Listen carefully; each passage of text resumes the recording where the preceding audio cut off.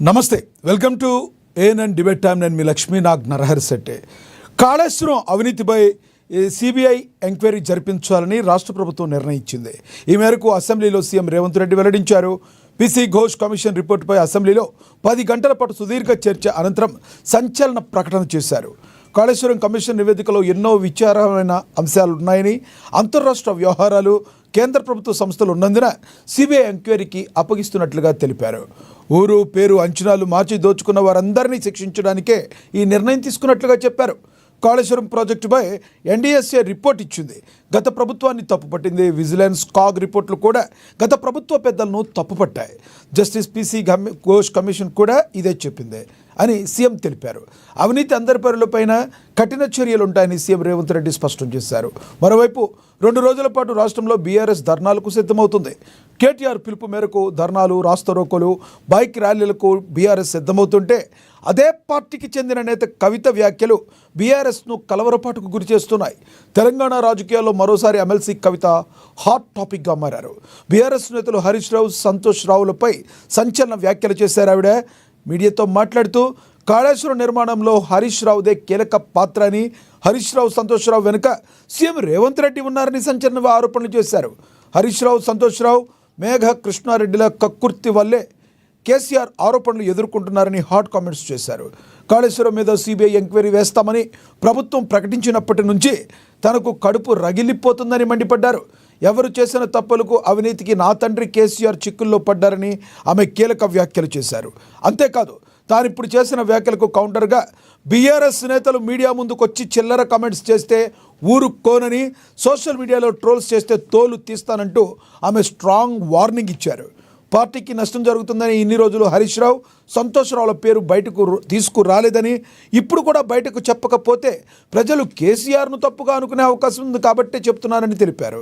కాంగ్రెస్ ప్రభుత్వానికి దమ్ము, ధైర్యం ఉంటే హరీష్ రావు, సంతోష్ రావుల మీద చర్యలు తీసుకోవాలని సవాల్ విసిరారు. కేసీఆర్ చేసిన తప్పులు ఏం లేవని, ఏ ఎంక్వైరీ వేసినా కేసీఆర్ కడిగిన ముత్యంలా బయటకు వస్తారని చెప్పారు కవిత. బీజేపీ నేత ఈటెల రాజేందర్ సైతం స్పందించారు. ఇన్నాళ్ళకైనా కాంగ్రెస్ ఒక మంచి పని చేసిందని, తాము చేయలేని పని అని గ్రహించిందని ఎద్దేవా చేశారు. తీగ లాగితే డొంక కదలబోతుందా? కవిత సెన్సేషన్గా చేసిన కామెంట్స్కు బీఆర్ఎస్ ఎలా స్పందిస్తుంది? ఇదే అంశం గురించి ఈరోజు చర్చను కొనసాగిద్దాం. చర్చలో పాల్గొనేందుకు మనతో సిద్ధంగా ఉన్నారు, మనతో స్టూడియోలో అందుబాటులో ఉన్నారు డాక్టర్ శివకుమార్ లాల్ గారు, కాంగ్రెస్ అధికార ప్రతినిధి. అదేవిధంగా బీజేపీ నేత గంగాపురం వెంకటరెడ్డి గారు కూడా మనతో జూమ్ కాల్లో అందుబాటులో ఉన్నారు. ఇక బీఆర్ఎస్ నేత రామ్మోహన్ గారు కూడా మనతో జూమ్ కాల్లో అందుబాటులోకి వస్తారు. అదేవిధంగా రాజకీయ విశ్లేషకులు, న్యాయవాది బండారు రామ్మోహన్ గారు కూడా మనతో జూమ్ కాల్లో అందుబాటులోకి వస్తారు. ముందుగా మనం స్టూడియోలో అందుబాటులో ఉన్నారు డాక్టర్ శివకుమార్ లాల్ గారితో మాట్లాడదాం. శివకుమార్ లాల్ గారు నమస్తే సార్. నమస్తే లక్ష్మీనాథ్ గారు. శివకుమార్ లాల్ గారు, ఎలా చూడాలి సిబిఐకి అప్పచెప్పడానికి కాళేశ్వరం ఇష్యూని? కవిత స్పందించిన తీరును ఎలా చూడాలంటారు? అసలు ఏం జరగబోతుంది? ముందుగా ఎన్ఎన్ న్యూస్ ప్రేక్షకులకు, మీకు ప్యానెల్ ఉన్న వారికి నమస్కారం. నమస్తే. మొత్తానికి కాంగ్రెస్ పార్టీ ఏదైతే కాళేశ్వరం విషయంలో పీసీ ఘోష్ కమిషన్ ఏదైతే ఏర్పాటు చేసిన తర్వాత, అదే సమగ్ర విచారణ చేసిన తర్వాత, దాని తర్వాత ముఖ్యమంత్రి రేవంత్ రెడ్డి గారు ఓపెన్గా చెప్పడం జరిగింది, నేను అసెంబ్లీలో తీర్మానం పెట్టిన తర్వాత నిర్ణయం తీసుకుంటామని చెప్పడం జరిగింది. అసెంబ్లీలో వాడివేడిగా చర్చలు జరిగినాయి. దాని తర్వాత ఒక నిర్ణయం తీసుకొని నిన్న రాత్రి సిబిఐకి అప్పచెప్పడం జరిగింది. అదే కాకుండా బీజేపీ నుండి కూడా ఏదైతే కేంద్ర మంత్రులు ఉన్న బండి సంజయ్ గారు కానీ, లేకపోతే కిషన్ రెడ్డి గారు కానీ, అరవింద్ కానీ, ఇంకా చాలామంది కూడా బీజేపీ నాయకులంతా సిబిఐకి అప్పచెప్పండి, అటు కాంగ్రెస్ పార్టీ బీఆర్ఎస్ ఒప్పందం ఉంది అనే రకంగా కేసీఆర్కి ఇన్ని రోజులు కాలయాపన చేయడానికి కారణం అది అని చెప్పి వాళ్ళు మాట్లాడడం జరిగింది. కానీ ఈరోజు బీజేపీ ఏదైతే చెప్తుందో దానికి అనుగుణంగా ఈరోజు ముఖ్యమంత్రి గారు అసెంబ్లీలో తీర్మానం పెట్టి అందరి సూచన సలహా తీసుకున్న తర్వాత చెప్తామని చెప్పడం జరిగింది. దాని తర్వాత నేను అప్పచెప్పడం.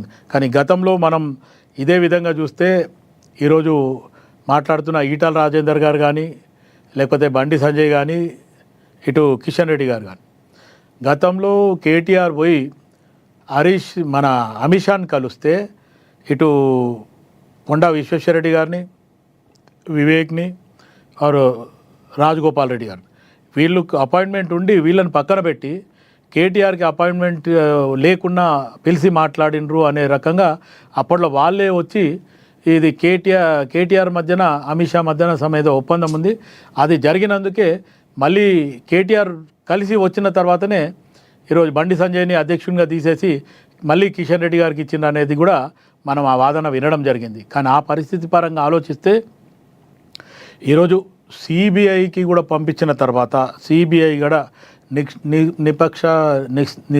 ఏమంటారు ఇండివిజువల్గా నిపక్షపాతంగా విచారణ జరిపి చేస్తే మటుకు చేస్తుంది. లేదు అనుకుంటే అమిత్ షా గారి మోదీ గారి కన్సందర్నంలో సిబిఐ నడుస్తే మటుకు ఖచ్చితంగా అది కేటీఆర్కి కానీ కేసీఆర్కి కానీ వాళ్ళే ఫర్ ఉంటుంది. ఈరోజు మీరు మాట్లాడిన దాంట్లో కవిత ఏదైతే మాట్లాడుతుంది అనే రకంగా ఉంటే వాళ్ళు ఇంట్లో ఒక మూడు ముక్కల ఆటలాగా జరిగిపోయింది. కేటీఆర్ అలాగూ ఇటు హరీష్ రావు కేటీఆర్ ఒక దగ్గర ఉన్నారు, కవిత సపరేటు కేసీఆర్ సపరేట్ అన్నా కానీ ఇప్పుడు ఈరోజు మాట్లాడేది కేసీఆర్ మంచోడు మిగతా వాళ్ళంతా దొంగలంటే ప్రజలలో ఆల్రెడీ తెలిసిపోయింది. కాళేశ్వరం వచ్చిన తర్వాత మొత్తానికి బీఆర్ఎస్ వాళ్ళంతా దొంగలే అయినరు, ఆ దొంగదనంతోనే దోచుకున్నారు, తెలంగాణను అంతా దాచుకున్నారు. ఈరోజు తెలంగాణని అప్పుల పాలు చేసిర్రు అనేది తెలంగాణ ప్రజలు ఆల్రెడీ నిర్ణయించిండ్రు. కాంగ్రెస్ పార్టీ దాని మీద కూడా పీసీ ఘోష్ గారి కమిషన్ వేసి ఒక నిర్ధారణకు వచ్చింది. దాని తర్వాత మొత్తానికి కేసీఆర్ చెయ్యమంటేనే చేసినామని చెప్పడము, అటు పీసీ ఘోష్ కమిషన్ ఎదురుగా అందరూ చెప్పడము, ఇంజనీర్లు కానీ లేకపోతే ఈసీఎంఆ అదేంది అదే మున్సిపల్ శాఖ మొత్తం కూడా ఈఎంసీ వాళ్ళందరూ కూడా మొత్తానికి వాళ్ళని పిలిచి ఏదైతే వాళ్ళ వాంగ్మూలం తీసుకున్నప్పుడు కేసీఆర్ గారు చెప్తేనే మేము చేయడం జరిగింది, పెద్ద ఆయన చేయమంటేనే చేసినాము అనే రకంగా వాళ్ళందరూ చెప్పడం జరిగింది. కానీ ఈరోజు కేసీఆర్ ఒక్కడు మంచోడు మిగతా వాళ్ళంతా దొంగలు అనేది కవిత చెప్పడం విడ్డూరంగా ఉంది. ఒకసారి టీం లీడరే దొంగ అయినప్పుడు మిగతా వాళ్ళందరూ కూడా ఆడ దోచుకుని కార్యకర్తలు సెకండ్ లైన్ లీడర్షిప్కు మటుకు ఏం సంబంధం లేదు. కానీ పెద్ద నాయకులు బడాబాబు నాయకులను దోచుకునేటోళ్ళు ఎవరైతే ఉన్నారో ఖచ్చితంగా బీఆర్ఎస్ పార్టీలో వాళ్ళందరూ దోచుకున్నారు. సెకండ్ లైన్ లీడర్షిప్ మామూలుగా కార్యకర్తలుగా ఉన్న వాళ్ళకి మటుకు బహుశా వాళ్ళకు అట్లీస్ట్ కనీసం ఒక నామినేటెడ్ పదవులు కూడా గతంలో ఇవ్వలేదు. అది మొత్తానికి టీఆర్ఎస్ బీఆర్ఎస్లో ఉన్న సెకండ్ లైన్ లీడర్షిప్ కానీ మిగతా నాయకులకు కూడా అది తెలుసు బీఆర్ఎస్లో ఏం జరిగిందనేది. ఈరోజు మా నాయన మంచోడు మిగతా వాళ్ళంతా దొంగ అని చెప్పడం ఇంకా ఆమె ఒకసారి ఆలోచించుకోవాల్సి వస్తుంది.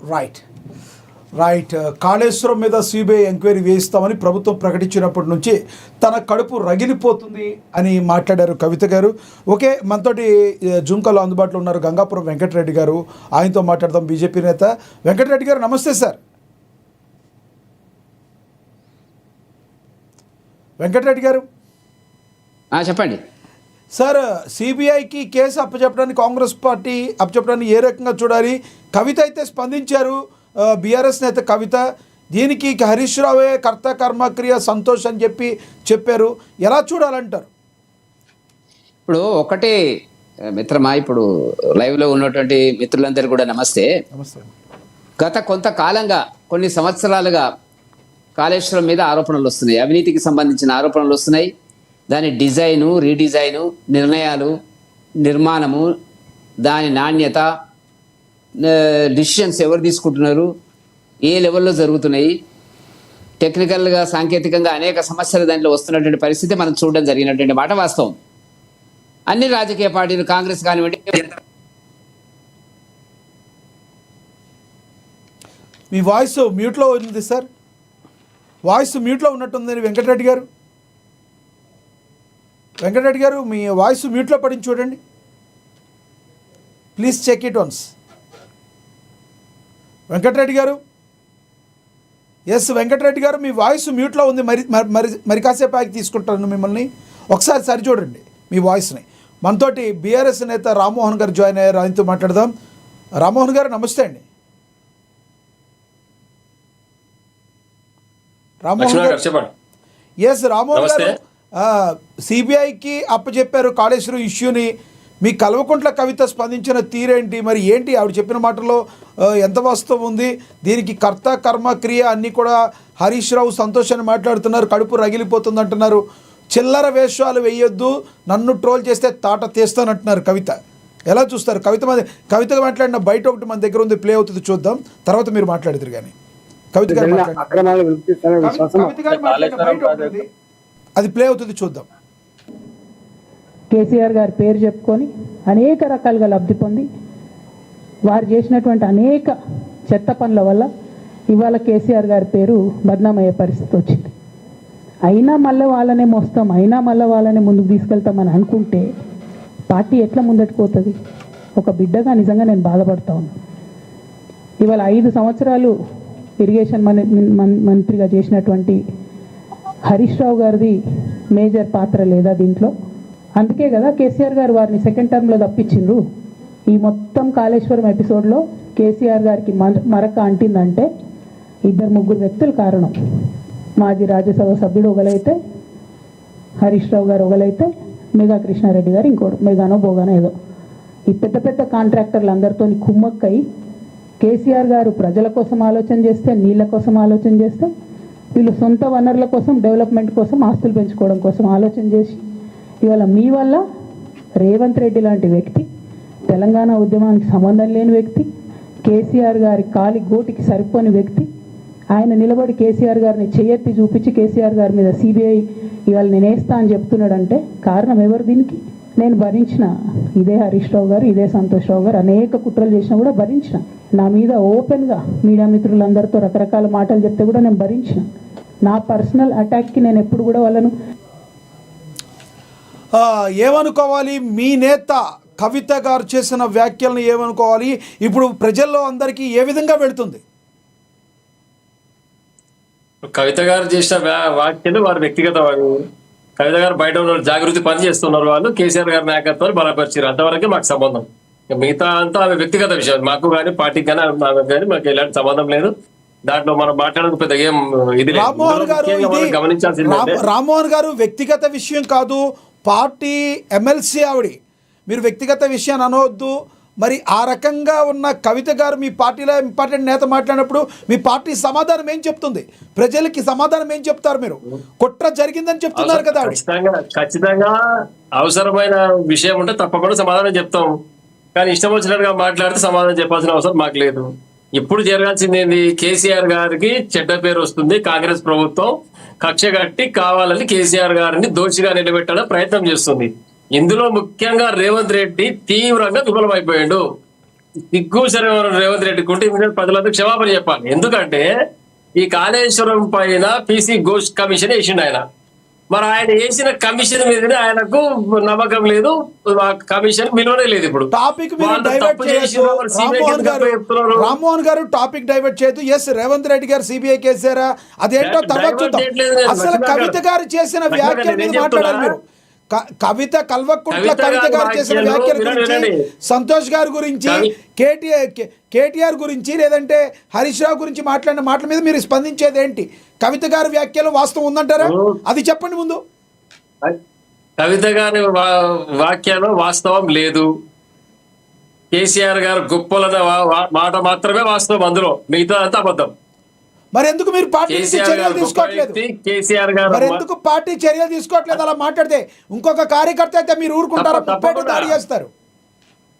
తప్పకుండా అవసరం వచ్చినప్పుడు తప్పకుండా చర్యలు ఉంటాయి, దాంట్లో ఎలాంటి డౌట్ లేదు. ఇది పూర్తిగా పార్టీ అంతర్గత విషయం, దీనికి ప్రభుత్వానికి ఎలాంటి సంబంధం లేదు. దీనికి తెలంగాణ ప్రజానికానికి సంబంధం లేదు. ప్రెస్ ముందుకు వచ్చి, మీడియా ముందుకు వచ్చి మాట్లాడితే అది పార్టీ అంతర్గత విషయం అంటారేంటి? మీడియా ముందుకు వచ్చి మాట్లాడిన మాత్రం మనం స్పందించాల్సిన అవసరం. ఎందుకంటే ఇప్పుడు మనము రాష్ట్రంలో జరుగుతున్నటువంటి పరిస్థితులు చాలా ఇంపార్టెంట్. మనకు రైతులకు యూరియా దొరకడం లేదు, రాష్ట్ర ప్రభుత్వం వేసినటువంటి కమిషన్ ఫెయిల్ అయిపోయింది, రాష్ట్ర ప్రభుత్వం అయిపోయింది. వీళ్ళకి చేతగానందుకు ఈ పీసీ ఘోష్ కమిషన్ అన్ని వాళ్ళని దాచిపెట్టి అబద్ధాలు ప్రచారం చేసి ముందుకు తీసుకొచ్చినందుకు, మా యొక్క నాయకులు దాన్ని సమర్థంగా తిప్పికొట్టినందుకు రేవంత్ రెడ్డి గారికి అర్థం కాక దాని కేసును సిబిఐకి అప్పచెప్తారని మాట్లాడుతున్నాడు. ఫస్ట్ రేవంత్ రెడ్డి చెప్పాల్సింది ఏంటంటే అసలు పీసీ ఘోష్ కమిషన్ అనేది వాస్తవానికి కరెక్ట్ గా పనిచేసిందా లేదా వాస్తవ దూరంగా నివేదిక సమర్పించిందా? అబద్ధాలు మొత్తం అందులో పేజీలు పుంఖాలుగా తయారు చేసి పంపిస్తే ఈయన పబ్లిక్ డొమైన్ లో పెట్టకుండా దాన్ని అసెంబ్లీలోకి తీసుకొచ్చి ఏదో అబద్ధాలు మాట్లాడుతా ఉన్నాడు. ఒక పేజీ ఇడిచిపెట్టి ఇంకో పేజీ చదవడం, స్టార్టింగ్ లైన్ వదిలిపెట్టి చివరి లైన్ చదవడం, ఇంకవన్నీ అర్థాలు మారేటట్టుగా మాట్లాడి కేసీఆర్ గారిని టార్గెట్ చేసి వారిని దోచిగా చూపే ప్రయత్నం చేస్తే దీన్ని అడ్డుకోనికే మేము ఎప్పుడు సిద్ధంగానే ఉంటాం. ఇటువంటి తాటాకు రామ్మోహన్ గారు, చెప్పులకు టీఆర్ఎస్ పార్టీ రామ్మోహన్ గారు, భయపడదు, కేసీఆర్ రామ్మోహన్ గారు గారు, అసలు భయపడరు. రామ్మోహన్ గారు, హరీష్ రావు, సంతోష్ రావు, మేఘా కృష్ణారెడ్డిలు కక్కుర్తి వల్ల కేసీఆర్ ఆరోపణలు ఎదుర్కొంటున్నారు. కాళేశ్వరం మీద సిబిఐ ఎంక్వైరీ వేస్తామని ప్రభుత్వం ప్రకటించినప్పటి నుండి తనకు కడుపు రగిలిపోతుందని మండిపడ్డారు. ఎవరు చేసిన తప్పులకు, అవినీతికి నా తండ్రి కేసీఆర్ చిక్కుల్లో పడ్డారన్నారు. మీరు విన్నారా మొత్తం? కవిత మాట్లాడేది ఆమె వ్యక్తిగతం. హరీష్ రావు గారు నీటిపారుదల శాఖ మంత్రిగా క్లియర్ గా చెప్తా ఉన్నాడు. ఎవరైతే పీసీ ఘోష్ కమిషన్ అధికారులను విచారణకు పిలిపించిందో వాళ్ళు లిఖిత పూర్వకంగా ఏం చెప్పినారో ఆ పేపర్లు మొత్తం హరీష్ రావు గారి దగ్గర ఉన్నాయి. రేవంత్ రెడ్డి గారు అసెంబ్లీలో చెప్పేది ఒకటి, పీసీ ఘోష్ కమిషన్ ముందు ఇచ్చిన నివేదిక వాస్తవాలు మా దగ్గర ఉన్న కాయిదాలు, ఆ పేపర్ ముంగలు పెట్టిన హరీష్ రావు గారు. అబద్ధాలు చెప్తున్నారు కాబట్టి చెప్తున్నాడు. ఎంతో పెద్ద ఆలోచనతో తెలంగాణ రైతాంగాన్ని బాగుపడాలనే ఉద్దేశంతో ఆ ప్రాజెక్టు నిర్మాణం చేస్తే ఈ కాంగ్రెస్ పార్టీ కళ్ళబొల్లి వాడలు చెప్పుకుంటా తాత్సారం చేసుకుంటా ప్రాజెక్టు రిపేర్ చేయదు, తెలంగాణ రైతాంగం మళ్ళీ దీన్ని తెలవట్లేదు. సోషల్ మీడియాలో ట్రోల్స్ చేస్తే తాట తీస్తానన్నారు. మరి చూడండి, మీరు జాగ్రత్తగా ఉండి. సపరేట్ పార్టీ కూడా రెడీ అయిపోయినట్టుగా అనుకోవచ్చా కవిత గారికి? పెట్టుకోవచ్చు. ఒకటే, ఇది ప్రజాస్వామ్యంలో అందరికీ హక్కు ఉంది. ఎవరు అజెండా వాళ్ళు అమలు చేసుకోవచ్చు, ప్రజల వద్దకు వెళ్ళొచ్చు అజెండాకి తీసుకొని. ప్రజలు స్వాగతిస్తే ముందుకు వెళ్ళొచ్చు, ప్రజలు అరగదొక్కితే పాతాలకు వెళ్ళిపోవచ్చు. ఇందులో డౌట్ లేదు. కాబట్టి ఇటువంటి చిన్న చిన్న విషయాలు మనం చర్చించి సమయం వృధా. మనకు కావాలి తెలంగాణ రైతాంగానికి యూరియా కావాలి, అది ఇంపార్టెంట్ విషయం. కాళేశ్వరం ప్రాజెక్టు గురించి పీసీ ఘోష్ కమిషన్ అబద్ధం నివేదిక ఇచ్చింది, ఆ నిజాలు నిగ్గు తేలాల్సిన అవసరం ఉంది, అది ఇంపార్టెంట్ మనకి. రైట్, ఇది చిన్న విషయం పెద్ద విషయం మళ్ళీ మీతో మాట్లాడతాను. నేను మనతోటి రీజాయిన్ అయ్యారు గంగాపురం వెంకటరెడ్డి గారు, ఆయనతో మాట్లాడదాం. వెంకటరెడ్డి గారు, వెంకటరెడ్డి గారు, నమస్తే సార్. ఇది చాలా చిన్న విషయం అంటున్నారు రామ్మోహన్ గారు, ఏమంటారు కవిత చేసిన వ్యాఖ్యలు? ఇప్పుడు మరి పాపం రామ్మోహన్ గారు ఏం మాట్లాడాలో అంతకంటే ఎక్కువ మాట్లాడలేడు. ఇక అసలు రంగు బయటకు వస్తుంది టీఆర్ఎస్. దాని భవిష్యత్ అనేటువంటిది ముక్కలు ముక్కలై కుక్కలు చింపిన ఇస్తర్లాగా తయారయ్యేటువంటి కోణం లోపల చాలా వేగంగా ప్రయాణం చేస్తున్నటువంటి పరిస్థితి కనపడుతున్నటువంటిది. ఇవాళ ఎందుకు బిఎస్పీ మన భారతీయ సమితి పార్టీ ఎందుకు మాట్లాడుతుంది అట్లా అంటే, రాష్ట్ర ప్రభుత్వం అసెంబ్లీ ఏకపక్షంగా ఈ దర్యాప్తు అనేటువంటిది, కాళేశ్వరం మీద దర్యాప్తు అనేటువంటిది సిబిఐకి ఇవ్వడంలో వాళ్ళకు గుండెల్లో గుబులు లేస్తున్నటువంటి పరిస్థితి. ఇది మామూలు విషయం కాదు. ఇప్పుడు ఏ నేరస్తుడైనా ఆరోపణలు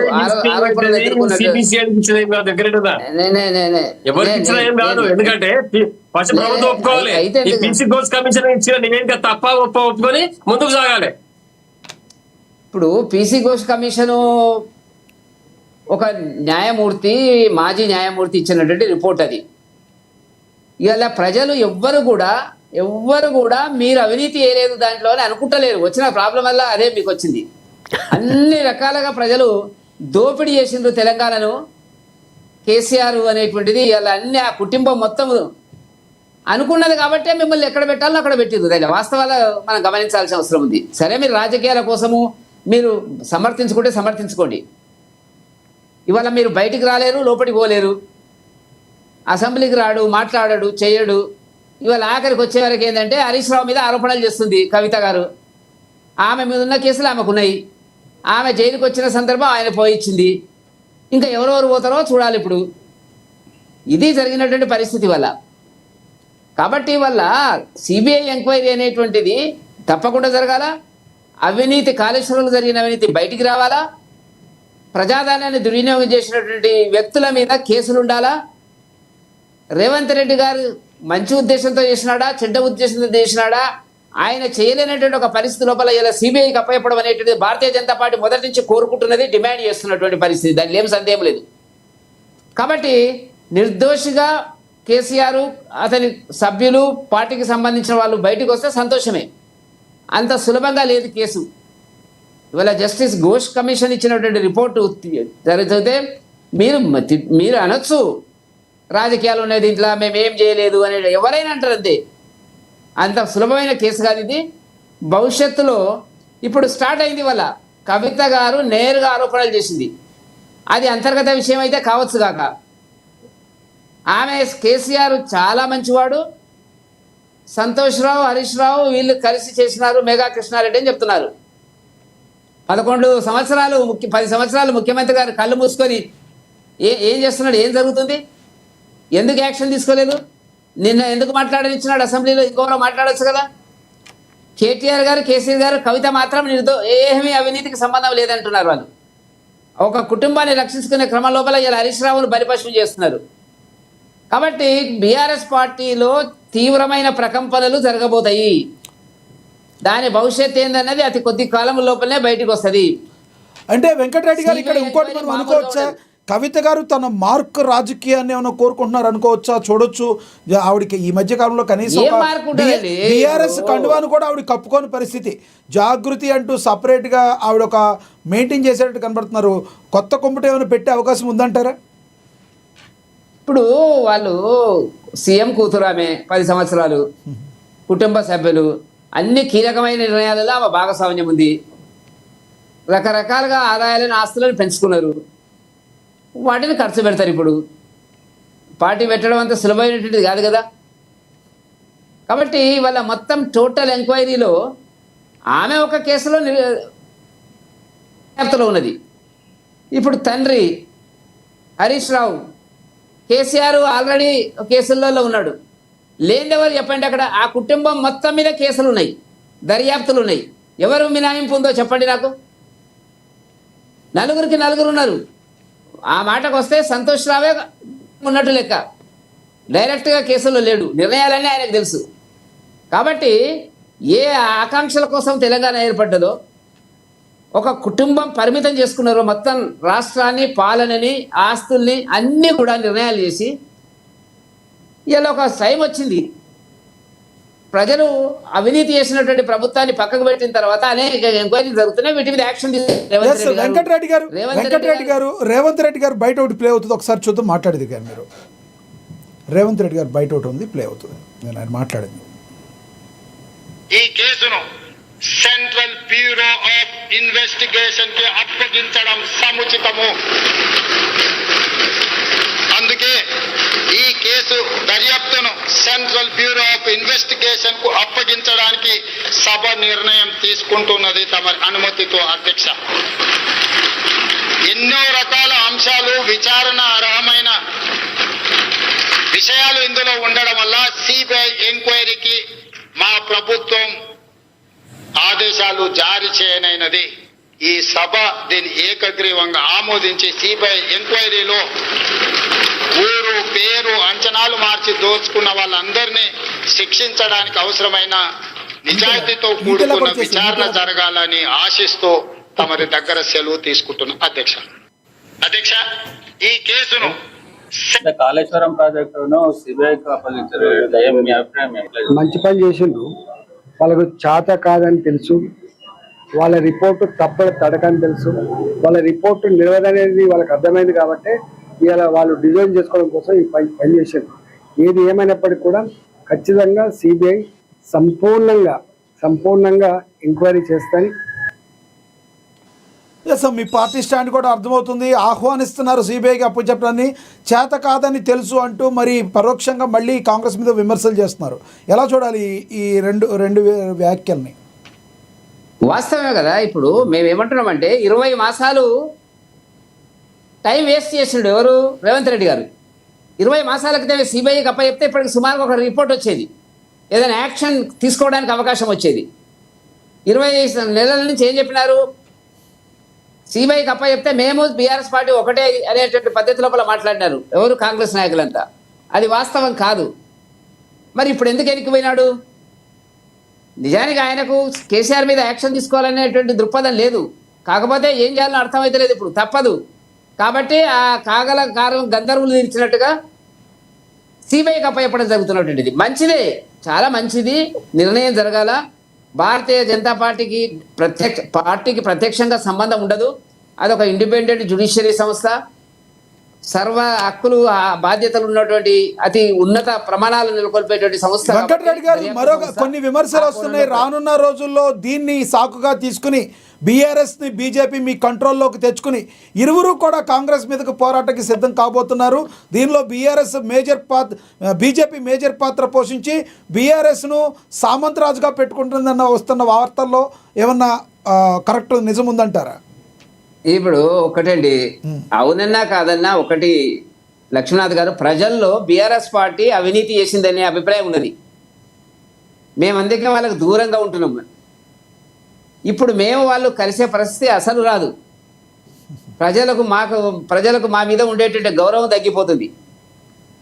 అసలు దాన్ని కలుపుకొని పోయే పరిస్థితే ఉండదండి. ఆ పార్టీ చెట్టుకోరు పుట్టకోరు అవుతారు. ఇప్పుడు మీరు చూస్తూ ఉండండి రాజకీయాలలో ఆ పార్టీ ఎట్లుంటుంది ఏముంటుంది. ఇప్పుడు కవిత చేసినట్టు కవితనన్నా సస్పెండ్ చేయాలి, లేకుంటే హరీష్ రావు అన్నా ఉన్న వాస్తవాలు చెప్పాలా, నేనే కాదు కారణం వీళ్ళు కారణం అని చెప్పాలా. ఏదో ఒకటి జరగాలి కదా. ఇప్పుడు కేసీఆర్ గారు ఇట్లా మౌనంగా ఉంటే సరిపోదు కదా. ఇప్పుడు లాగారు డొంక కదురుద్ది అంటారా? అంతే కదా. డైరెక్ట్ ఆరోపణలు చేస్తుంది కదా సంతోష్ రావు తెలియకుండా ఏం జరగలే.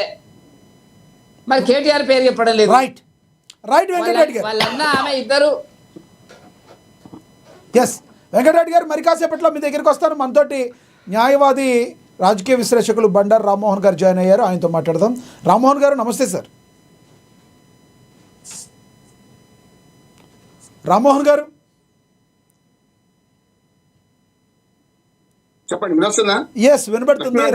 రామ్మోహన్ గారు, కేసుని కాళేశ్వరంకి సంబంధించిన కేసుని సిబిఐకి కాంగ్రెస్ ప్రభుత్వం అప్పచెప్పిన మరుక్షణమే బీఆర్ఎస్లో రకరకాల తర్జన భర్జనలు పడుతున్నట్టుగా మనకి స్పష్టంగా కనబడుతుంది.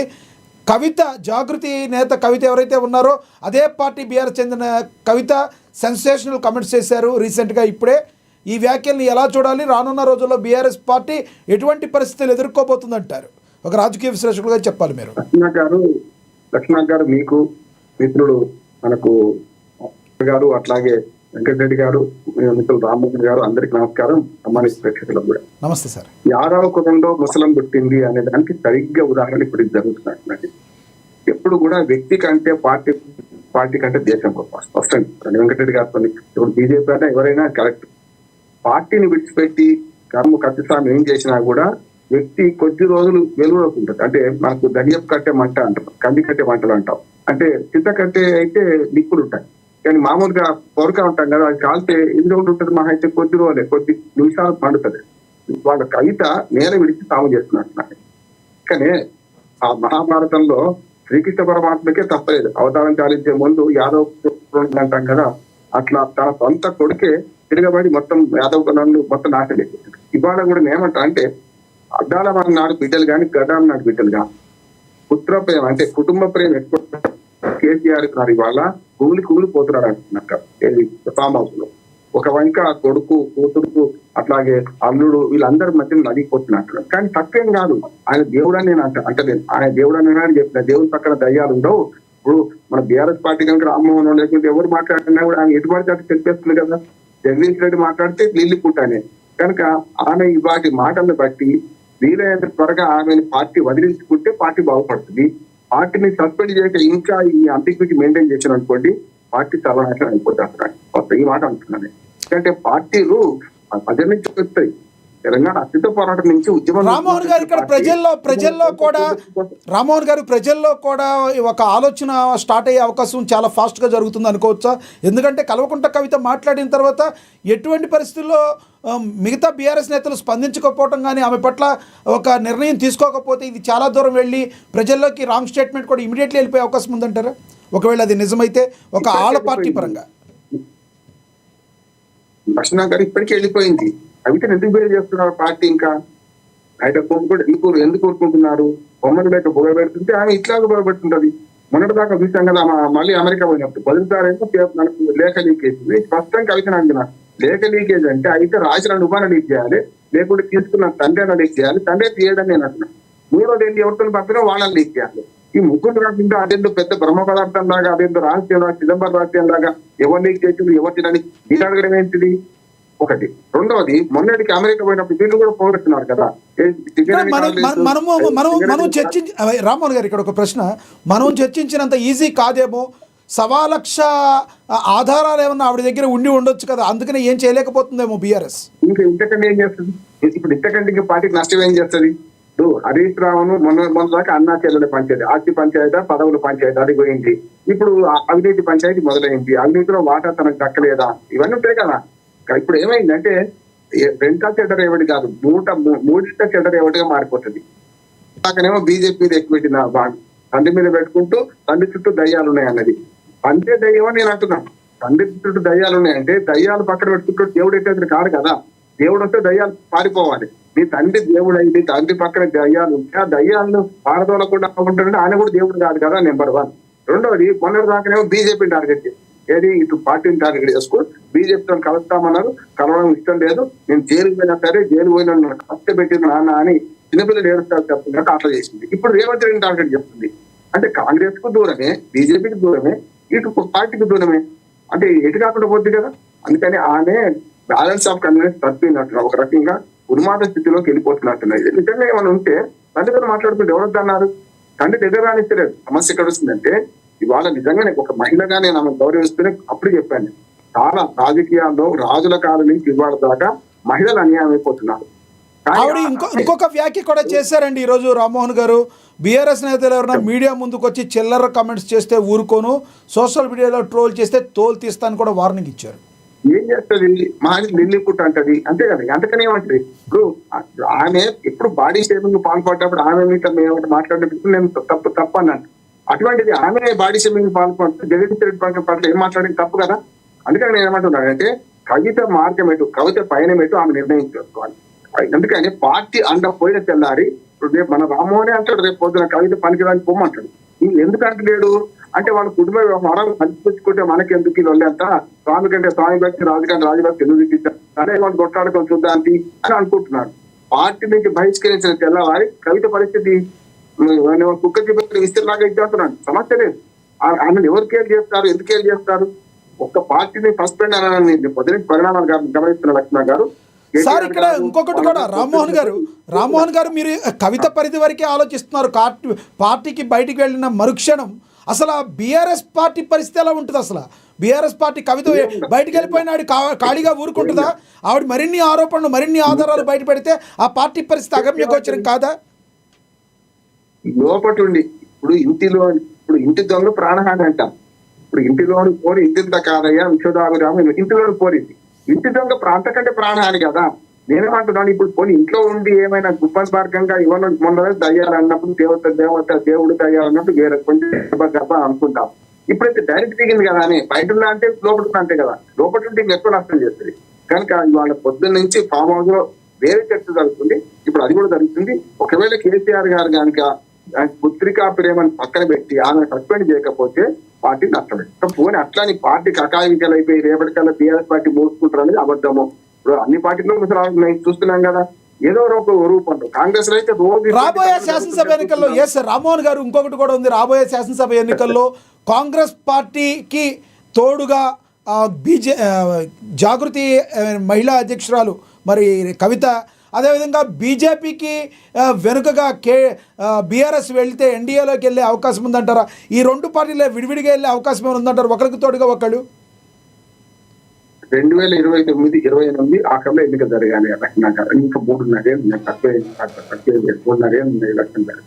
3.5 తర్వాత ఏమవుద్ది అంటే మన జోస్యం తప్ప ఇంకోటి ఏం లేదు. ఒకటి. ఏంటంటే రాజకీయాలు ఎప్పుడు కూడా సోషల్ కెపాసిటీ, రాజకీయాలు ఎప్పుడు ఏం జరుగుతుంది. ఇప్పుడు ఇవాళ కవిత ప్రెస్ మీట్ పెట్టిన ఊహించారు ఎవరైనా? జరిగింది ఎంత? నిన్నటి అసెంబ్లీ సమావేశాలు తెల్లారి దాకా 2 గంటల దాకా జరిగిన దాని ముందే చర్చ చేస్తున్నాం కదా. అటువంటిది ఇవాళ కవిత ఆలాపన పెట్టిందంటే నా ఉద్దేశం ఏంటంటే కవిత ఎటు కాకుండా అంటే తాను అస్తిత్వ పోరాటం కోసం చేస్తున్నాడు. వ్యక్తిగత అస్తిత్వం, పార్టీ అస్తిత్వం అంటే ఎవరైనా సమస్య. రైట్ రామ్మోహన్ గారు, మరి కాసేపట్లో మీ దగ్గరికి వస్తాను. మొన్నటిదాకా ఏదైతే కేసీఆర్ మీద నోటీస్ ఇస్తే కూడా స్పందిస్తారా అని పార్టీ కారణంగా హెచ్చరించింది. అది కొంతవరకు కనీసం పార్టీని కాపాడుకునే చర్య. ఇప్పుడు పార్టీ కంగారు కలుపుతున్నప్పుడు ఆమె మాట ఎవరు పట్టించుకుంటారు? ఆమె పార్టీ నుంచి విడివడిని తెల్లారి వ్యక్తులుగా ఎప్పుడు కూడా ఏ పార్టీలో నిలబడలేరు. వ్యక్తులుగా ఉంటే వ్యవస్థలో భాగమైనప్పుడు నిలబడతారు.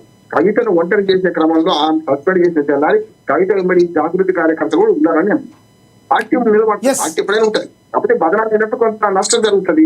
ఆ నష్టం నివారణకు అనేక చర్యలు తీసుకోవచ్చు, నష్టం ఉంది. కానీ కాళేశ్వరంలో అవినీతి జరిగింది అనే మాట కాంగ్రెస్ కంటే ఇప్పుడు ఈ అన్న మాటల వల్ల ఇంకా ప్రజలకే జూలి అయింది కదా అంటున్నాను.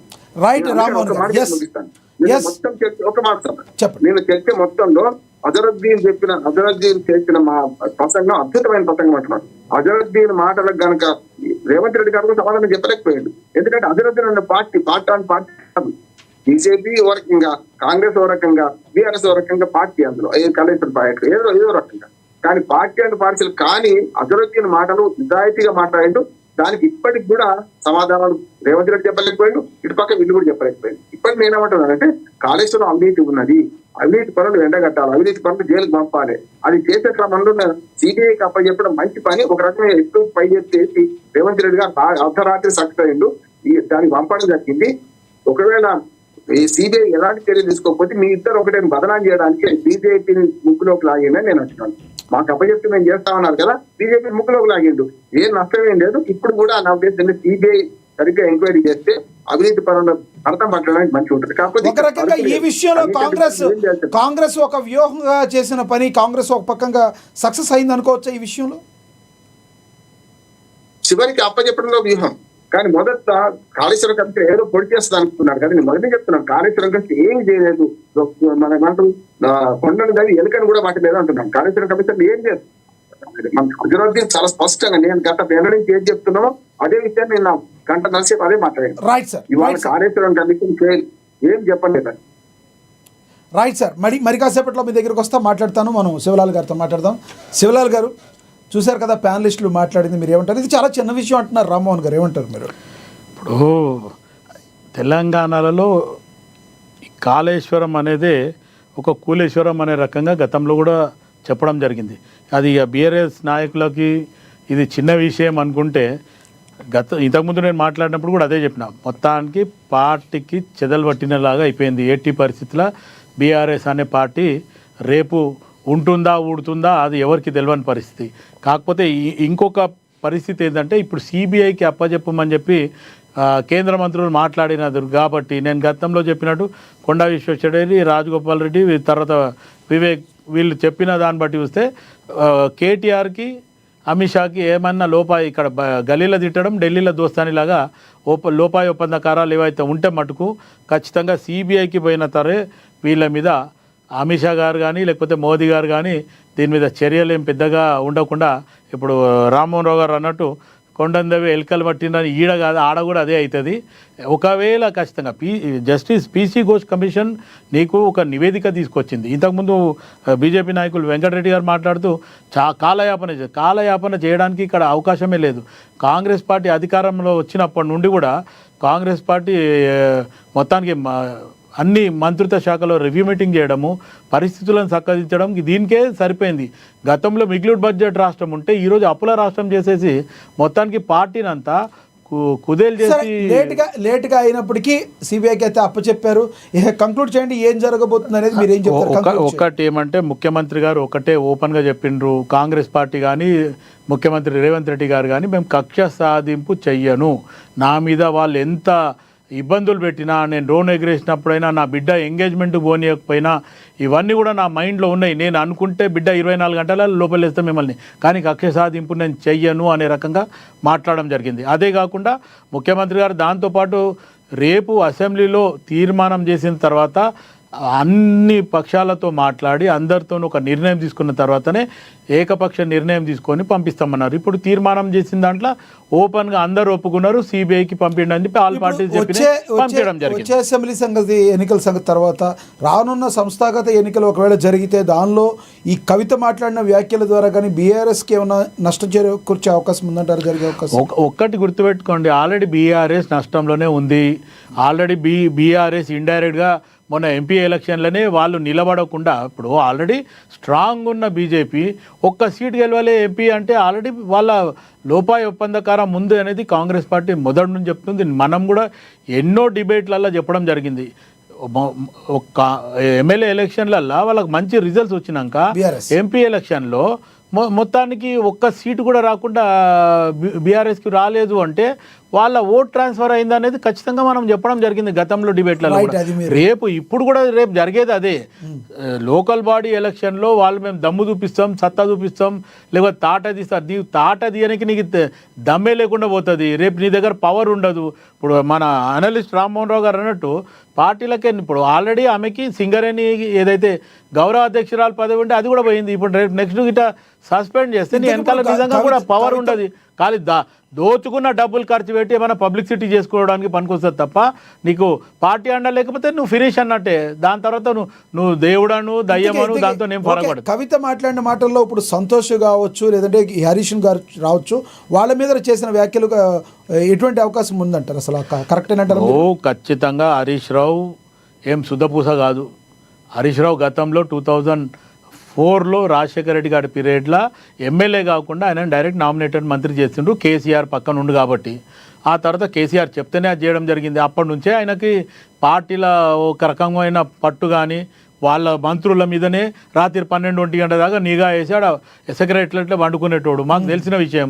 ఆ రకంగా ఆలోచిస్తే ఇప్పుడు ఏదైతే ఇంతకుముందు మంత్రిగా పనిచేసిన ఆ మంత్రిత్వ శాఖలో ఇబ్బందులు ఉన్నాయని ఇప్పుడు కవిత ఈరోజు చెప్తుంది. మేము ఆ రోజే చెప్పినాం. ఆయన నీటిపారుదల శాఖ మంత్రిగా ఉన్నప్పుడు, తర్వాత ఆయన ఏదైతే భూమి సేకరణలో ఆయన ఫామ్ హౌస్ కట్టుకున్నది కానీ, లేకపోతే ఈ కరెంటులో కానీ, లేకపోతే మొత్తానికి మెడికల్ స్కామ్లో కూడా హరీష్ రావు ఉన్నది అనేది ఖచ్చితంగా చెప్పడం జరిగింది. అది ఎందుకు ప్రూవ్ అవ్వలేదు మొత్తానికైతే అది ఇవ్వాలి. కాకపోతే రేపు ఇక టానిక్ని తీసుకుంటే సంతోష్ రావు మొత్తానికి కేసీఆర్ పక్కనే ఉండి సంతోష్ రావే దగ్గరుండి ఆయనకు టానిక్ అనే పేరు పెట్టిండ్రు. ఆయన ఒక డ్రామారావు.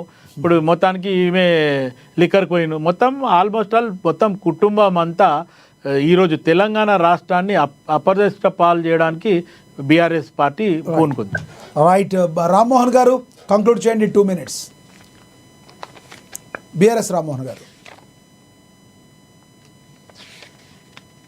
సకాలంలో ఎరువులు ఎట్లా తీయాలి అనేది చాలా ఇంపార్టెంట్ సబ్జెక్ట్. ఇప్పుడు కాళేశ్వరం ప్రాజెక్టు పైన 20 నెలలుగా దాన్ని తాస్తారా చేసుకుంటూ వచ్చి రిపేర్ చేయకుండా దాన్ని అట్లే పెట్టి దానికి సమాధానం చెప్పాలి తెలంగాణ రైతాంగానికి, తెలంగాణ ప్రజానికానికి. ఆ రెండు పక్కకు పెట్టి ఎక్కడ తిరిగి కేసీఆర్ గారు అట్లా, కేసీఆర్ ఇట్లా ఈ చెప్పుడే తప్పితే మీరు ఏం చేస్తారు ఆ పని చెప్పుడు. కనీసం మీ ఢిల్లీ దోస్తులను అడుగురి, బీజేపీలను అడుగురి. అంటే మీ కేటీఆర్ పోయి అమిత్ షాతో కలుస్తాడు కదా, అమిత్ షాకి చెప్పండి మేము 50,000 టన్నుల మెట్రిక్ టన్ను అంటే 35,000 ఇస్తుండ్రు, 50,000 మెట్రిక్ టన్ను పంపిమని చెప్పి కేటీఆర్ చెప్పమని చెప్పి మీ దోస్తులే కదా. ఇదే చెప్తున్నా, కేసీఆర్ గారికి శాతనైంది తీసుకొచ్చిండు తెలంగాణ రైతాంగానికి ఇంటి రామ్మోహన్ భాయ్. మొత్తం రైతు వేదికలంతా కూడా పత్తాలకు జూదమాడనికి తాగుబోతులకు అడ్డాలైనవి కావట్లేదు. శివన రేవంత్ రెడ్డికి పరిమితం అయితే లేదు, ఏం మాట్లాడానికి రాదు, నోరు తెరిస్తే బూతులు. రామ్మోహన్ గారు, రేవంత్ రెడ్డి గారి పరిపాలన అవుతుందో లేదో ముందు మీ పార్టీలో ఉన్న మీ కవిత గారు నోటికి అదుపు చేసుకోగలేకపోతున్నారు. మీరు కూడా ఏం మాట్లాడతారు? ముందే అదుపు చేసుకోండి, ఆ తర్వాత మాట్లాడమంటారు. ఏమంటారు? అదే చెప్తున్నా, అనొచ్చు, తప్పేం లేదు. ముఖ్యమంత్రి హోదాలో కూర్చొని ఆయన అట్లా మాట్లాడితే బయట వాళ్ళు మస్తు మాట్లాడతారు. గతంలో ఇదంతా తీసుకొచ్చింది ఎవరు? కేసీఆర్ కదా. చౌట దద్దమ్మ మీరేం ఎవరు ఉత్తమ్ కుమార్ రెడ్డిని పట్టుకొని ప్రిపేర్ కాలే అంటే పీకనికి వచ్చిండ్రు అన్నాడు. ఎవరు నేర్పించిన భాష? ఈ భాషని కేసీఆర్ కదా నేర్పించింది. తెలంగాణ రైతాంగం, తెలంగాణ ప్రజానికం రేవంత్ రెడ్డి గురించి ఎట్లా మాట్లాడుతున్నారో మనము ఇన్స్టాగ్రామ్ నుంచి అర్థమవుతుంది. అదే చేస్తున్నారు. పీసీ గోస్ కమిషన్ అనేటిది ఏం తెచ్చింది అనేది రేవంత్ రెడ్డి సర్కార్ ప్రజలకు చెప్పాల్సిన అవసరం ఉంది. అంటే నువ్వు వేస్తున్నది అంతా పీసీ గోస్ కమిషన్ ఏం చెప్పింది? కేసీఆర్ గారు ఏం తప్పలేదని చెప్పింది. మరి నీకు మళ్ళీ ఎట్టు తిరిగి నన్ను తప్పులో ఇరికించాలని అబద్ధం ప్రచారం కొరకు సిబిఐ పంపిస్తాను. నీ జీవితం అంతా కమిషన్ మీకు చెప్పిందా రామ్మోహన్ భాయ్? మీకు చెప్పిందా? కేసీఆర్ చెప్పిందా? మీ ప్రణయం లేదు ఇంట్లో ఎక్కడని చెప్పిందా? మరి ఎందుకు పోతున్నావు? సిబిఐకి ఎందుకు పోతున్నావు? సిబిఐకి పోతున్నారంటే ఆల్రెడీ సమిష్టి నిర్ణయం తీసుకుంటాం అసెంబ్లీలో. ఇప్పుడు కక్ష సాధింపు చెయ్యమంటుడు ముఖ్యమంత్రి. నేను కక్ష సాధింపు చెయ్య బీఆర్ఎస్ లాగా ఖచ్చితంగా ఎవరు చేసుకున్న పాపాల వాళ్ళు పోతాడు అంటుడు. అలా పాపంలో పోతున్నారు. పోనీ ఎందుకు? రేవంత్ రెడ్డి లాగా కేసీఆర్ గారు తప్పు చేయలేదు, ఓటుకున్నట్టు కేసులో దొరకలేదు దొంగ రామ్మోహన్ భాయ్ కేసీఆర్ చేసిందే సర్వ పాపం అని అనలిస్ట్ గారు కూడా చెప్పింది. ఇప్పుడు ఏం చెప్పిందో సొంత కూతురు చెప్తుంది మా నాయన చుట్టూ దయ్యాలు ఉంటాయి. ఆ దయ్యం చుట్టూ ఎవరు ఉంటారు? పెద్ద దయ్యం ఉంటుందాడా, చిన్న దయ్యం కాదు కదా. సిబిసిఐడి పోతా అంటే రామ్మోహన్ గారు క్లీన్ చీట్ కేసీఆర్ గారికి. రామ్మోహన్ గారు ఉన్నంతలో మీరు బాగానే అపోజ్ చేయగలుగుతున్నారంటే చాలా గ్రేట్. అధికార ప్రతినిధి ఇచ్చేయచ్చు మీకు. రామ్మోహన్ భాయ్ ఒక్క మాట. రామ్మోహన్ భాయ్ మీ బీఆర్ఎస్ లేడ కూడా మొత్తానికి లైవ్ లో మాట్లాడతలేరు. వెంకటరెడ్డి గారు దానికి సాక్ష్యం. ఎందుకంటే బీఆర్ఎస్ వాళ్ళు నువ్వు ఒక్కనివే, నేను అనుకుంటా బహుశా మీ బీఆర్ఎస్ పార్టీలో ఇప్పుడు ఉన్న పరిస్థితులలో లైవ్ డిబేట్ లో మాట్లాడే వాళ్ళు మీరు ఒక్కలే. మేము ఏ ఛానల్లో పోయినా మాకు బీఆర్ఎస్ వాళ్ళు దొరకలేరు. ఎందుకంటే వాళ్ళు చేసింది తప్పు, వాళ్ళు కూడా కృంగిపోయినారు అక్కడ. మీరు ఒక్కలే రియల్ లక్ష్మీనాథ్ గారు చెప్పిన మాట వాస్తవం. మీరు ఒక్కలే పార్టీని మొత్తానికి మళ్ళీ కాపాడుకుంటా రకంగా మాట్లాడుతున్నారు తప్ప మీ పార్టీలు ఎవరు కూడా ఏ లైవ్ డిబేట్ లో వస్తలేరు. రైట్ వెంకటరెడ్డి గారు సమయం తక్కువ. వెంకటరెడ్డి గారు కంక్లూడ్ చేయండి. చెప్పండి. పీసీ ఘోష్ కమిషన్ ఏం చెప్పిందో రేవంత్ రెడ్డికి అర్థం కానట్టున్నది. అక్కడ ఎవరైతే వారు విచారణ జరిపారో అందరూ అధికారులు కూడా ఒకటి చెప్పిండ్రు, ఇది వాస్తవమే, ఎక్కడ పొరపాటు జరగలేదు, ఎక్కడ అవినీతి జరగలేదు, మేము చెప్పింది కేంద్ర జల సంఘం ఏం చెప్పిందో దాని ప్రకారమే నడుచుకున్నాం, అంతా మంత్రివర్గానికి తెలిసే జరిగిందని ఈటెల రాజేందర్ గారు కూడా ఆ విషయం చెప్పడం జరిగింది. మరి అన్ని దృష్టిలో పెట్టుకొని రేవంత్ రెడ్డి సర్కార్కి ఏం అర్థమైంది, అబ్బాయి ఇది కమిషన్ బయట పెడితే విషయం కేసీఆర్ గారికి క్లీన్ చీట్ వస్తున్న ఉద్దేశంతో మళ్ళీ దీన్ని తాత్సారం చేయడానికి సిబిఐకి పోతాడు. ఆయన సిబిఐకి పోయినా సిబిసిఐడికి పోయినా అంతర్జాతీయ సభకి న్యాయస్థానానికి పోయినా ఒకటే తీరుతుంది, ఈ యొక్క కేసీఆర్ గారు ఇక్కడ ఎక్కడ అభివృద్ధి చేయలేదు తీరుతుంది, అది మాత్రం వాస్తవం. రైట్. కథా స్క్రీన్ ప్లే దర్శకత్వం బిఆర్ఎస్ రామ్మోహన్ గారు. Okay right. వెంకటరెడ్డి గారు కంక్లూడ్ చేయండి. ఈ డిస్కషన్ చూస్తే నేను రామ్మోహన్ గారి మొహం చూస్తున్నా, చాలా ఎంజాయ్ చేస్తున్నాడు రామ్మోహన్ గారు. ఏం డిస్కషన్ అనేటువంటిది. ఏ రామ్మోహన్ గారు సార్? ఏ రామ్మోహన్ గారు? అవినీతి జరిగిందా లేదా అనేటువంటి అంశం గురించి చెప్పడానికి ముందు ఏమిటంటే 10 సంవత్సరాలు ప్రభుత్వంలో భాగస్వామ్యమై ఎంపీగా ఎమ్మెల్సీగా కేసీఆర్ కుటుంబ సభ్యురాలుగా అతి కీలకమైనటువంటి అన్ని విషయాలు తెలిసినటువంటి కవిత ఇవాళ బయటపడ్డది ఏంటంటే అవినీతి జరిగింది, దానికి కారణం ఇద్దరు, 2 పేర్లు చెప్తున్నది, హరీష్ రావు, సంతోష్ రావు. ఇంకా ఎక్కడ దాస్తారండి? వాళ్ళు చెప్పాలి. ఇప్పుడు మేము కాదు, మా మామ చేసిండని చెప్పాలి, మా బావమరిది చేసిండని చెప్పాలి, కవిత చేసిందని చెప్పాలి. ఇది జరగబోతున్నది ఇప్పుడు. మామూలు విషయం కాదు. హరీష్ రావు గారి మీద అంత పెద్ద చివరిగా చెప్పండి సార్. కాబట్టి ఇవాళ కేసు దర్యాప్తు జరగాల, న్యాయం జరగాల, ప్రజా డబ్బును దుర్వినియోగం చేసినటువంటి అధికారులు కానీ రాజకీయ నాయకులకు శిక్ష పడాలా. ఆ కోణంలో సిబిఐ తన వంతు పాత్రను కొనసాగిస్తుందని చెప్పి ఆశిద్దాం. రైట్. బండారు రామ్మోహన్ గారు కంక్లూడ్ చేయండి సార్, 2 minutes. నా ఉద్దేశం ఏంటంటే అవి కాళేశ్వరం ప్రాజెక్టు అవినీతి జరిగింది వాస్తవము, కానీ కమిషన్ పట్టుకోలేకపోయింది అంతే. కమిషన్ లో రామ్మోహన్ అన్నట్టు అట్లా కాలే, కమిషన్ స్పష్టంగా చెప్పింది, కేసీఆర్ హరీష్ రావు అందులో బాధ్యులని కూడా చెప్పింది, మొత్తం వాళ్ళే నిర్ణయాలు చేస్తుందని చెప్పింది. కానీ ఏమైంది, ఆధారాలు ఉండవు, రేపు కేసు పెట్టడానికి ఆధారాలు ఉండవు. దానివల్ల కమిషన్ రిపోర్ట్ లో కేసులు పెట్టమని ఎక్కడ లేదు, అప్రాప్రియేట్ స్టెప్స్ తీసుకోమని సలహా ఇచ్చింది. ఆ స్టెప్స్ తీసుకున్నారు, సిబిఐకి పంపించారు. ఒక మాట చెప్తాను, గతంలో హరీష్ రావు గారు అవినీతి తెలుసుకునేవాడు కనుకనే ఆ కేసీఆర్ గారు 6 నెలలు పదవికి దూరం పెట్టిండు. ఆయన ఒక్కనే కాదు, కొడుకును కూతురు అందరినీ దూరం పెట్టిండు. 2018లో ఎన్నికైన తర్వాత ఆయన మహమూద్ గారు ఇద్దరే కదా మంత్రులు, 6 నెలల పాటు వాళ్ళిద్దరే కదా మంత్రులుగా ఉన్నది. ప్రమాణ స్వీకారం చేసిన తర్వాత మంత్రివర్గమే లేదు కదా. అప్పుడు ఈ హరీష్ రావే 650 కోట్ల రూపాయలు తన మోసం చేసిండని రకరకాల ఆరోపణలు వచ్చినాయి ఆయన మీద. అప్పుడే వచ్చింది. అంతేందుకు కాళేశ్వరరావు అని పిలిపించుకుని ఆయనను కాళేశ్వరం ప్రాజెక్టు ఇనాగ్రేషన్ దరిదాపులు కూడా పోలే, చూసిన కదా మీరు, దూరం పెట్టిండు. అవినీతి వాస్తవము, సమస్య లేదు, ముందే కంగనానికి కథమేందుకు. కానీ అవినీతి రుజువు చేయలేకపోయినా ఈ ప్రభుత్వం అసమర్థత వరంగా చెప్పాలంటే కమిషన్ ఇట్లా చేయాల్సి లేకుంటే అవినీతి మీద చేయాల్సి ఉంటుంది. అడుగుతుంది చెప్పింది కరెక్ట్. ఇందులో అవినీతి మీద కమిషన్ వేస్తే చాలా బ్రహ్మాండంగా నడుస్తుండే. అన్ని కలిసి పెండాబిల్లం కలపడం వల్ల కమిషన్ 16 నెలల ఎంక్వైరీలో ఏమి తేల్చకుండా చేసేసింది. కానీ ఇప్పుడు మళ్ళీ సిబిఐకి అప్పచెప్తున్నారు కనుక అక్కడ ఏమైనా చర్య జరగవచ్చు. ఏదైనా సరే ఈ ఇంటిలోని ముసలను కవితను బహిష్కరించేదాకా నడుస్తున్నట్టున్నారు. ఒక విధంగా రామ్మోహన్ ఒక్కడే వస్తుంది. కవిత విషయంలో ఎవరు టీఆర్ఎస్ వాళ్ళు ఎవరు వస్తలేదు బయటకు. ఎందుకు మాట్లాడితే ఎవరిదో కష్టం కదా. ఇంటి ఇప్పుడు అది అధినాయకత్వం చూసుకునే పని. బిడ్డ తండ్రి పంచాయతీ, అన్న చెల్లెల పంచాయతీ, బావ మరదల పంచాయతీ, మనకెందుకు ఇవ్వదు ఎంత అనుకుంటున్నారు. ఎందుకంటే ఇప్పుడు అన్న జోక్యం చేసుకున్న వాళ్ళు మధ్యలో పోతున్నాడు. జగదీష్ రెడ్డి ఒక్క మాట అన్నందుకు లిల్లీ పుట్టి అనిపించుకుంటు కదా, దాన్ని తెలుగు పోతున్నాడు, ఆ మాట పోతున్నాడు దిక్కు. కనుక ఇవాళ కీలకమైన సమావేశం ఫామ్ హౌస్ లో జరుగుతున్నది. పొద్దున సమావేశం వేరు, కానీ ఇప్పుడు చివరిగా క్లైమాక్స్ వచ్చింది. కవితను బహిష్కరించడమా లేకుంటే ఉంచుకొని ఇంకా భరించడమా, ఇది ఒక్కటే మార్గం. కేసీఆర్ దగ్గరనే నిర్ణయం ఆధారపడి ఉంది. అంతకని ఏం లేదు. రైట్ కేసీఆర్ నిర్ణయం తీసుకోవాల్సింది. ఇంకా తాత్కాలికం చేస్తే పార్టీ నాశనం అయిపోతుంది. రైట్, ధన్యవాదాలండి చర్చలో పాల్గొన్నందుకు బండారు రామ్మోహన్ గారు, ధన్యవాదాలండి శివకుమార్ లాల్ గారు, ధన్యవాదాలండి వెంకటరెడ్డి గారు, గంగాపురం వెంకటరెడ్డి గారు, అదేవిధంగా ధన్యవాదాలు బీఆర్ఎస్ రామ్మోహన్ గారు. ఏది ఏమైనప్పటికీ కూడా తెలంగాణ రాష్ట్రంలో నిన్నటి నుంచి ఒక వైబ్రేషన్ అయితే స్టార్ట్ అయింది. కాళేశ్వరం ఇష్యూ మీద, దాని మీద జరిగిన అవకతవకలపై రాష్ట్ర ప్రభుత్వం సీఎం రేవంత్ రెడ్డి తీసుకున్న నిర్ణయం పెను సవాల్నే విసురుతుంది, సంచలనాలకు కేర్ ఆఫ్ అడ్రస్గా మారింది అనుకున్న ఈ తరుణంలో ఈ రోజున బీఆర్ఎస్ నుంచి బీఆర్ఎస్ నేత కవిత వచ్చి దీనిలో అవినీతిలో భాగస్వామ్యం మరి సంతోష్కు లేదా అదేవిధంగా హరీష్ రావుకు లేదా కేటీఆర్కి లేదా అని చెప్పి ఆమె చేసిన విమర్శలు పెను దుమారాన్ని రేపై రానున్న రోజుల్లో బీఆర్ఎస్ పార్టీ కకలావికలం అయిపోవటానికి ఇది ఒక ఉదాహరణ చాలు అని ప్రతిపక్ష పార్టీలన్నీ కూడా, బీఆర్ఎస్కి వ్యతిరేకంగా ఉన్న పార్టీలన్నీ కూడా మరి ముక్త కంఠంతో చెప్తున్నాయి. రానున్న రోజుల్లో మరి నిజంగానే ప్రజలు అనుకుంటారనే ఉద్దేశంతో ఒకవేళ ఈవిడ మీద చర్యలు ఏమైనా తీసుకుంటారా, మరికొంతకాలం ఆమెని భరిస్తారా, లేదంటే ఏం చూడాలి. ఒకవేళ నిజంగా బహిష్కరిస్తే మరిన్ని ఆరోపణలు కావచ్చు, మరిన్ని ఆధారాలు కావచ్చు బయటికి వస్తే బీఆర్ఎస్ పార్టీ యొక్క పరిస్థితి ఏంటి అని చెప్పి బీఆర్ఎస్ నేతల్లో కార్యకర్తల్లో తీవ్రమైన గందరగోళం అయితే మరి నెలకొందంటంలో ఎటువంటి సందేహం లేదు. ఒక్క దెబ్బకు రెండు పిట్టలు అన్నటువంటి బీజేపీని ఇటు బీఆర్ఎస్ని కార్నర్ చేసిన రేవంత్ రెడ్డి వ్యూహాన్ని మాత్రం కాంగ్రెస్ శ్రేణులన్నీ కూడా మరి మెచ్చుకుంటున్నాయని చెప్పాలి. చూడాలి మరి రానున్న రోజుల్లో ఏం జరగబోతుంది అనేది. ఇది వాటి స్పెషల్ డిబేట్. చూస్తూనే ఉండి ఏనన్. నమస్తే.